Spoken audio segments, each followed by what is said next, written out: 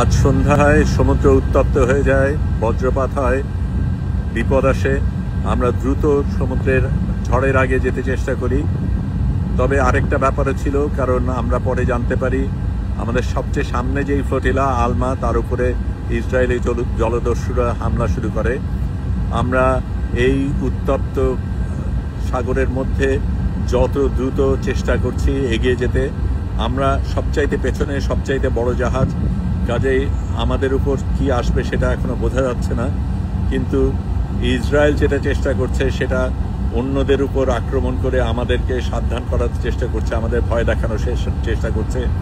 আমরা সবাই এই ঝড়ের মধ্যে বাইরে এসে একসাথে বক্তব্য জানাই, তাদের সাথে সহমর্মতা এবং তাদের সাথে যে আছি সেটা জানাই। আমরা গান গাই, সেটা তাদের কাছে পাঠিয়ে দিয়েছি। আপনারাও যে সাথে আছেন আমাদের সাথে, তাদের সাথে, এবং ইসরায়েলের বিরুদ্ধে আপনারাও যে লড়াই করছেন সেটা আমাদের জানাবেন, তাদেরকে আমরা পৌঁছে দেব।